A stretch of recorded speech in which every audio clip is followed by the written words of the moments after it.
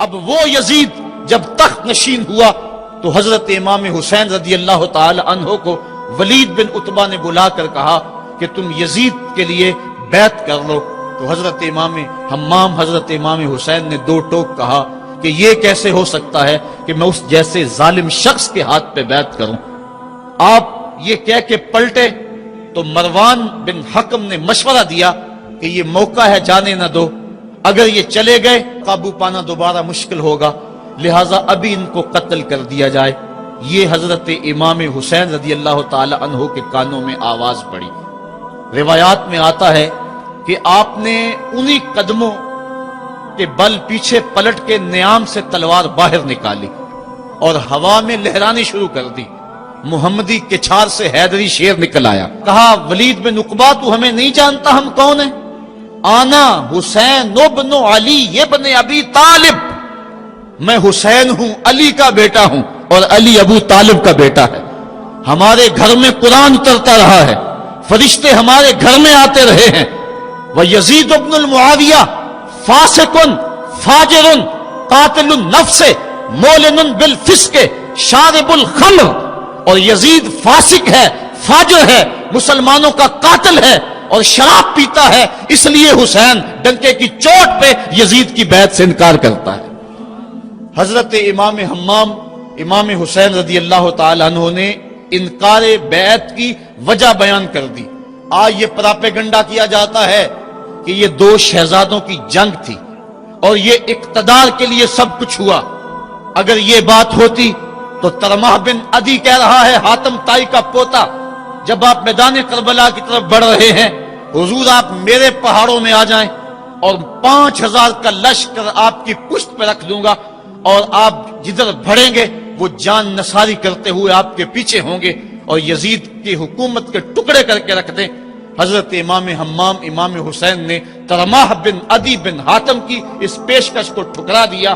کہا میں تو کسی اور کام کے لیے جا رہا ہوں. یزید کے چہرے سے اس نقاب کو نوچنا تھا، اس کے مکروہ چہرے کو لوگوں کے سامنے ننگا کر کے بتلانا تھا کہ یہ وہ شخص ہے کہ جس کے بارے میں میرے محبوب اور میرے نانا نے خبر دی ہے کہ بنو امیہ کا ایک ظالم شخص میری سنت کو بدلے گا، اور وہ سنت کو بدلنے والا یہی شخص یزید ہے. تو حضرت امام حمام حضرت امام حسین رضی اللہ تعالی عنہ، واقعہ بڑا طویل ہے.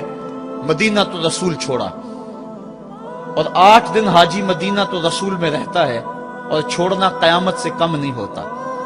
اور حسین تو پیدا مدینے میں ہوئے تھے، ان کا مسکن مدینے میں، وہ کھیلنے کے لیے نکلتے تھے تو مسجد نبوی کا صحن ہوتا تھا. حضرت امام حسین کے گھر کا دروازہ مسجد نبوی کے اندر کھلتا تھا. وہ حسین جو مسجد نبوی میں کھیلتا رہا، حضور کے کندھوں پہ سواری کرتا رہا، اور حضور ان کو پکڑ کے اپنے پاؤں پہ اور اپنی رانوں پہ اور اپنے پیٹ پہ اور اپنے سینے پہ بٹھاتے رہے، جن کے لیے حضور خطبہ چھوڑتے رہے، سجدوں کو طول دیتے رہے. وہ حسین ابن علی آج اس شہر مدینہ کی بہاروں کو چھوڑ رہے ہیں. حضور کی بارگاہ میں آخری سلام کہہ کے اپنی والدہ ماجدہ کے حضور سلام کہنے کے بعد حضرت امام حمام مدینہ تو رسول سے مکہ المکرمہ گئے. وہاں پہنچ کے آپ نے ماہ شعبان، ماہ رمضان، ماہ شوال اور ماہ ذیقعد اور ذی الحج کے کچھ دن گزارے. 2 ذی الحج کو، یا ایک روایت میں 7 یا 8 ذی الحج کو پھر شہر مکہ بھی چھوڑ دیا. قصہ طویل ہے کہ 150 خطوط تھے کوفیوں کے، جنہوں نے لکھا تھا کہ ہمارا امام کوئی نہیں، آپ آئیں اور ہم آپ کی قیادت کے اندر حق کا علم لہرانا چاہتے ہیں. صحابہ نے ان کی بے وفائی اور بے مروتی کا تذکرہ کیا تو حضرت امام حمام نے فرمایا میں جانتا ہوں ان کے رویوں کو، لیکن اب انہوں نے چونکہ مجھے خط لکھے ہیں اور اگر میں نہ گیا تو وہ قیامت کے دن کہیں گے کہ مالک ہم نے تو تیرے رسول کے نواسے کو بلایا تھا، وہ ہماری مدد کے لیے نہیں پہنچا. فرمایا اگر میں جاتا ہوں اور کلمہ حق بلند ہو جاتا ہے تو پھر بھی درست، اور اگر وہ بے وفائی کرتے ہیں اور اس رستے میں مجھے جان دینا پڑتی ہے تو پھر بھی کوئی بات نہیں، پھر بھی میں مراد کو پہنچا ہوا اپنے آپ کو پاؤں گا. آپ مکہ المکرمہ سے کوفہ کی سمت روانہ ہوئے. رستے میں حضرت مسلم بن عقیل کی شہادت کی خبر ملی، لیکن پھر بھی آگے بڑھتے چلے گئے۔ کوفہ سے 2 منزل دور حر بن یزید ریاحی 1000 کے لشکر کے ساتھ مزاحم ہوا اور آپ کو روک کر میدان کربلا میں لے گیا۔ آپ نے کہا کہ میں یزید کی بیعت کسی صورت میں نہیں کروں گا، جس سے صرف حق ہی قبول ہو، یہی جس کا اصل اصول ہو، جو نہ جھک سکے جو نہ بک سکے، اسے کربلائیں ہی راس ہیں۔ حضرت امام حسین امام حمام کربلا کے تپتے ہوئے ریگزار کے اندر 2 محرم کو پہنچے اور 9 محرم تک آپ مختلف انداز سے مفاہمت کی بات اس انداز سے کرتے رہے کہ میں بیعت نہیں کروں گا، لیکن کچھ تو خون سے بھی بچنا چاہتا ہوں۔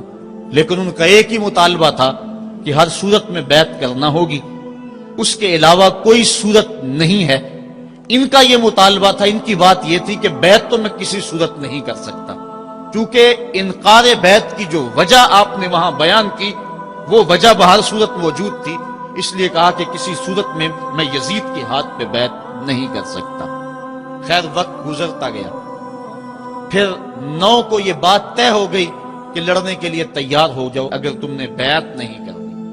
بیعت کرنے کی صورت میں مراعات سے نوازا جا رہا تھا، بڑے سے بڑا شہنشاہ بھی ہوتا اس کے پاؤں میں بھی لغزش آ جاتی، لیکن حضرت امام حسین رضی اللہ تعالیٰ عنہ نے فرمایا کہ یہ تخت و تاج کیا چیز ہیں، جن کی مسند محبوب کی گلی میں لگی ہو وہ تخت سکندری پہ کبھی تھوکا بھی نہیں کرتے۔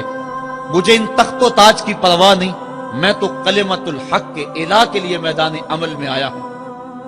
آپ نے مقام بیضا پہ خطبہ دیتے ہوئے کہا تھا کہ لوگوں میں جانتا ہوں کہ میرے ساتھ کیا ہونے والا ہے، لیکن اس کے باوجود میں میدان میں اس لیے جا رہا ہوں وَلَكُمْ فِيَّ أُسْوَةٌ کہ میری زندگی تمہارے لیے ایک نمونہ بن جائے۔ آپ نے اپنی زندگی کو قیامت تک آنے والی نسلوں کے لیے ایک نمونہ قرار دیا، اور میں نے پچھلے اجتماع کے موقع پہ کہا تھا، جو احباب پچھلے اجتماع پہ موجود تھے انہیں وہ جملے یاد ہوں گے کہ قیامت تک جبر کے خلاف جتنی بھی تحریکیں اٹھیں گی سب کا قائد حسین ابن علی ہوگا۔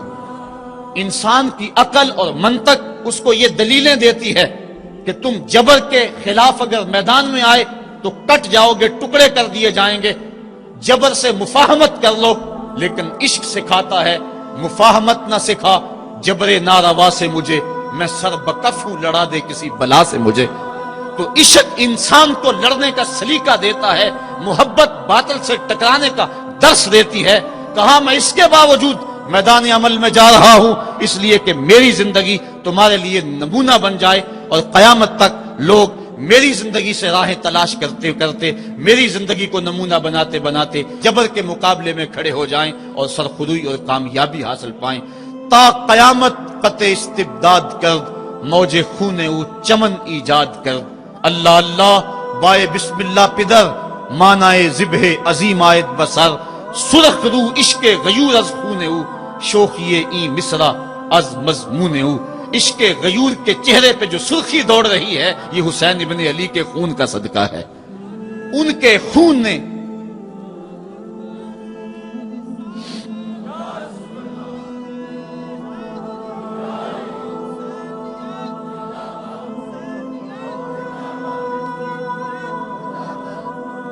آپ نے 9 کی شب کو چراغ بجھا دیے، کہا یہ میری جان کے دشمن ہیں، تم اگر جانا چاہو تو جا سکتے ہو، میرے بعد تمہیں کوئی نہیں پوچھے گا۔ لیکن جانثاروں نے کہا یہ کیسے ہو سکتا ہے کہ آپ کا ساتھ چھوڑ کے چلے جائیں۔ پھر عاشورے کی وہ رات جو درد و اندوہ سے بری ہوئی رات تھی، ساری رات عبادت میں گزاری۔ ایک طرف شراب چل رہی ہے اور دوسری طرف آنکھوں سے عشق رسول کی مستی چھلک رہی ہے۔ تہجد کا وقت ہوا، نماز تہجد ادا کی، شہزادہ علی اکبر نے اذان پڑھی، اور کربلا کے ریگزار میں ان کی یہ آخری باجماعت نماز تھی۔ ریگستان کربلا کے ذرے گواہ ہو گئے ان کے سجدوں کے۔ آج کائنات کا وہ انوکھا باب رقم ہونے والا تھا کہ صدیاں جس پہ ناز کریں گی۔ فرشتوں نے کہا تھا مالک تو خلیفہ بنا رہا ہے انسان کو، یہ تو لڑائی کرے گا، سجدے تو ہم کرتے ہیں۔ آج فرشتوں نے بھی دیکھنا تھا کہ سجدہ کرنے کا جو انداز حسین ابن علی کا ہے، فرشتے اپنی زندگی کی ساری کمائی اکٹھی کر لیں، حسین کے سجدے کی زکوٰۃ بھی نہیں بن سکتی۔ جب جبر کی تیغیں چمکنے لگیں اور ایک ایک کر کے آوان و انصار جام شہادت نوش کرنے لگے، کبھی واہب شہید ہو رہے ہیں، کبھی زہر شہید ہو رہے ہیں، کبھی اون و محمد کے لاشیں گر رہے ہیں، کبھی قاسم کی جوانی لٹ رہی ہے، کبھی جواں اکبر کی آواز کربلا کے ریک زاروں میں گونجتی ہے، یا ابا ہو ادرکنی، میرے باپ مجھے پکڑیے۔ تو حضرت امام حمام دوڑ کے جاتے ہیں اور اپنے جواں بیٹے کی لاش کو کندھوں پہ اٹھا کے خیموں تک پہنچا کے ہاتھ فضا میں بلند کرتے ہوئے عرض کرتے ہیں، ربنا تقبل منا ھذا القربان، مالک حسین کی یہ قربانی بھی قبول کر لے۔ معصوم علی اصغر کو ہاتھوں میں لے کر جب سوئے فرات بڑھے اور دو شاخہ تیر ان کے حلق میں پیوست ہوا، چلو میں خون لے کر آسمان کی طرف اچھال کے کہتے تھے، مالک میری یہ کمائی تھی، یہ بھی تیرے راہ میں قربان کرتا ہوں، حسین کی یہ ننھی قربانی بھی قبول کر لے۔ اب آیان و انصار اور اہل بیت کی ایک ایک کلی کربلا کے اندر کٹ گئی، فاطمہ کا سارا چمن اجڑ گیا، مصطفیٰ کی آل میدان کربلا کے اندر کٹ گئی۔ اب امام حمام ہاتھ میں تلوار لیے میدان عمل میں آئے اور آپ نے جو آخری خطبہ دیا تاریخ کے اوراق میں موجود ہے، لوگوں میرا حسب و نسب پہچانو، میں کون ہوں، میں کون ہوں، مجھے پہچانو، جلدی نہ کرو، ناحق خون اپنے ذمے نہ لو، میں وہ ہوں جو رسول کریم کے کاندھوں پہ کھیلتا رہا ہوں اور مجھے حضور نے لوریاں دے دے کے پالا ہے، میں حضور کی زبان چوسا کرتا ہوں۔ اس وقت دنیا پر کسی نبی کی بیٹی کا بیٹا موجود نہیں، میرا حق پہنچانو۔ لیکن اشقیاء کے آنکھوں کے آگے اندھیرا تھا۔ عمر بن سعد جو رے کی حکومت کے لالچ میں سب کچھ کرنے کے لیے تیار تھا، وہ حضرت سعد بن ابی وقاص کا بیٹا ہے، اور یہ وہ صحابی ہے جن کے لیے حضور کہتے تھے فدا کا امی و ابی، اے سعد میرے ماں باپ تیرے اوپر قربان ہو۔ غزوہ احد کے موقع پہ حضور ان کے لیے کہہ رہے ہیں، لیکن آج وہی میدان میں نکلا ہوا ہے۔ حضرت امام حمام امام حسین رضی اللہ تعالیٰ عنہ پھر میدان عمل میں آئے، اور پھر دشمنان اہل بیت کے ساتھ جس جرت اور پامردی کے ساتھ آپ نے لڑائی کی، اور آپ کی تیغ براں جس طرح ان کے سر کاٹتی اور ان کا خون چاٹتی رہی، تاریخ کے اوراق میں وہ روشن باب موجود ہیں۔ آواز آ رہی تھی، یہ کون ذی وقار ہے، یہ کون شاہ سوار ہے، لباس ہے پھٹا ہوا، چھدا ہوا، کٹا ہوا، لخت لخت کٹا ہوا، پھر بھی ہے ڈٹا ہوا، یہ بال یقین حسین ہے، یہ نبی کا نور عین ہے۔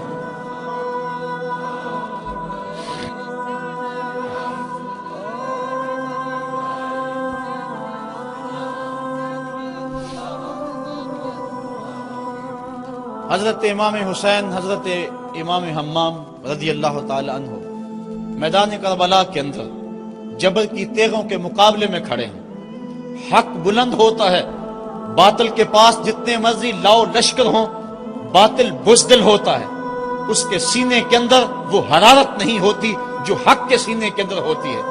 ذرا غور تو کرو، 22,000 کا لشکر جرار ان کے مقابلے میں، جو محتاط روایات کے مطابق، ورنہ 82 کی روایت بھی کتب تواریخ میں موجود ہے، بلا 72 افراد جو 3 دن سے بھوکے بھی اور پیاسے بھی ہیں، ان کے لیے 22,000 کا لشکر کیا معنی رکھتا ہے۔ لیکن باطل ہمیشہ بزدل ہوتا ہے، اگر حق میدان عمل میں کھڑا ہو جائے تو کائنات کی کوئی چیز اس کے سامنے نہیں ٹھہر سکتی۔ یہ سبق حضرت امام حمام کی قربانی نے ہمیں پیش کیا۔ 72 افراد جبر کے خلاف کھڑے ہیں، 71 افراد خاک و خون میں ان کے لاشیں مل گئے۔ اب حضرت امام حسین رضی اللہ تعالیٰ عنہ میدان کربلا میں، آپ نے آخری جو خطبہ ارشاد کیا جس کے الفاظ میں نے آپ کے سامنے رکھے، لیکن انہوں نے ایک ہی بات کہی کہ آپ بیعت کریں یا میدان میں آ جائیں۔ آپ نے کہا کہ میں تو کسی صورت بیعت کرنے کو تیار نہیں۔ پھر میدان عمل میں آئے، ان کو کاٹتے رہے، پھر گھوڑے کو ایڑ لگائی اور فرات کی لہروں میں آئے، پانی کا چلو بھرا اور لشکر اشقیاء کی طرف دیکھ کے کہا کہ تم نے میرے لیے پانی بند کیا، دیکھو آج حوض کوثر پہ بھی حسین کا قبضہ ہے، فرات کی لہروں پہ بھی حسین کا قبضہ ہے۔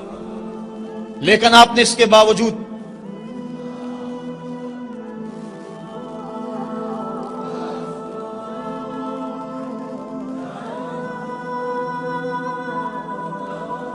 حضرت امام حمام، حضرت امام حسین رضی اللہ تعالیٰ عنہ نے پانی پیا نہیں، ان کو سکینہ کی پیاس یاد آ گئی ہوگی، جس طرح حضرت علی اصغر پیاس سے شہید ہوئے وہ منظر یاد آ گیا ہوگا۔ اور دوسری بات یہ تھی، یہ امتحان تھا، اس لیے حضرت امام حمام نے پانی نہیں پیا، لیکن ان کو بتلانا مقصود تھا کہ اگر میں چاہوں تو یہ پانی پہ قبضہ کر سکتا ہوں، اور پھر یہ ساقی حوض کوثر کے نواسے ہیں، اگر یہ اشارہ کرتے تو کوثر کی نہریں چھلک کے کربلا کے میدان میں آ جاتی، لیکن امتحان دینا مقصود ہے۔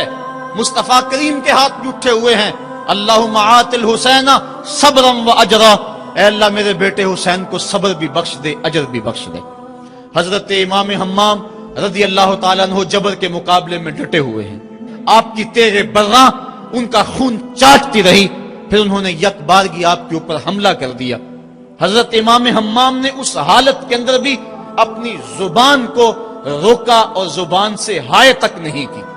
آج شہادت حسین کو تماشا بنا کے رکھ دیا گیا ہے، اس انداز کے اندر اس شہادت کو بیان کیا جاتا ہے جس طرح وہ ترلے اور منتیں کر رہے تھے، پانی پانی کی صدائیں ان کے لبوں پہ تھی۔ نہیں، ایسا نہیں تھا، زخم پہ زخم کھا کے جی، خون جگر کے گھونٹ پی، آہ نہ کر لبوں کو سی، یہ عشق ہے دل لگی نہیں۔ جب محبت کا دم بھرا ہے تو سب کچھ کٹانا ہوگا اور کٹا کے بھی مسکرانا ہوگا۔ جو محبت کے دعویٰ رکھنے والے ہوتے ہیں ان کا امتحان ہوتا ہے، مشکل موقع پر ہی تو امتحان ہوتا ہے کہ اس موقع پہ یہ دامن صبر کو تھامتے ہیں یا نہیں تھامتے۔ اگر وہ ہائے ہائے کرتے رہے، وہ چیختے اور پکارتے رہے، اور وہ پانی کے لیے ہاتھ اور جھولی پھیلاتے رہے، اور جو پانی کے لیے جھولیاں پھیلاتے تھے انہوں نے پھر بیعت کیوں نہ کر لی؟ ان کو اتنا کچھ دیا جاتا تھا، اس کو قبول کیوں نہ کیا؟ انہوں نے یزید کے تخت و تاج کو قبول نہ کیا، یزید سے پانی کیسے مانگتے؟ وہ تو خود حوض کوثر کے والی کے نواسے تھے، وہ اوروں سے پانی مانگتے پھرتے۔ پوری تاریخ پڑھو کربلا کی، آپ کو نہیں ملے گا کہ حضرت امام حسین کی زبان سے ہائے بھی نکلا۔ آپ نے ہر مشکل موقع پہ صبر کے دامن کو تھاما ہے، اور ہر قربانی پیش کرنے کے بعد ہاتھ اٹھا کر یہی کہا، ربنا تقبل منا ھذا القربان، مالک حسین کی یہ قربانی بھی قبول کر لے۔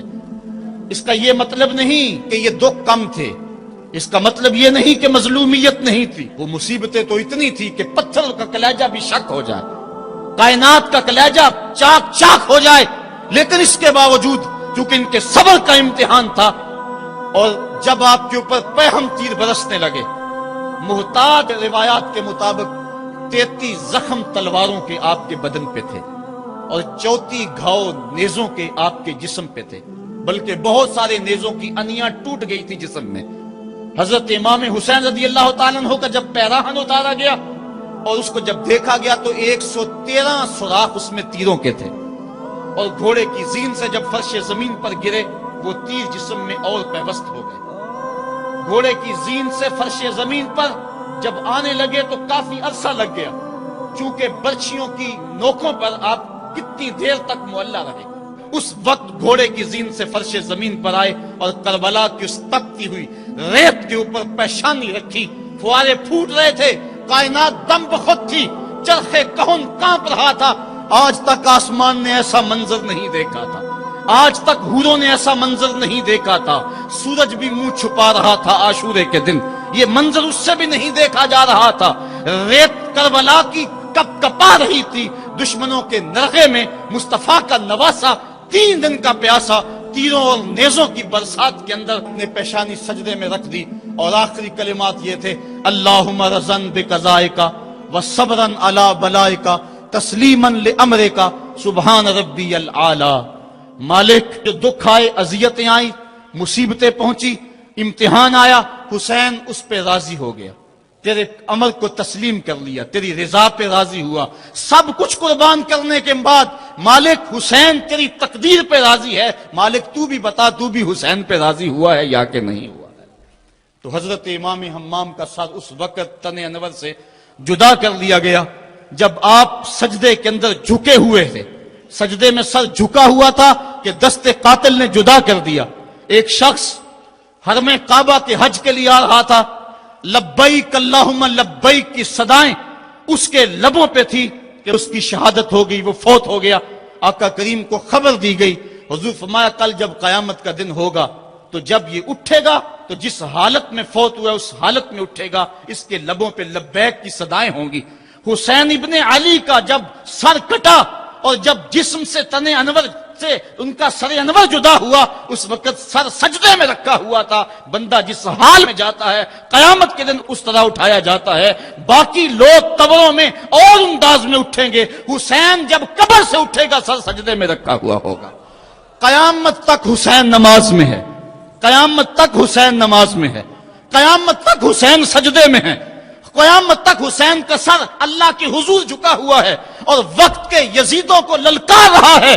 وقت کے یزیدوں، تم اپنے اپنے دور میں پر پرزے نکالتے رہو گے، لیکن حسین کا سر اور حسین کے ماننے والوں کا سر کبھی بھی تمہارے سامنے نہیں جھکے گا۔ حسین کا سر کل بھی خدا کے سامنے خم تھا اور آج بھی خدا کے سامنے ہی سر خم ہے۔ تو حضرت امام حسین رضی اللہ تعالیٰ عنہ کا سر اس وقت کاٹا گیا۔ پھر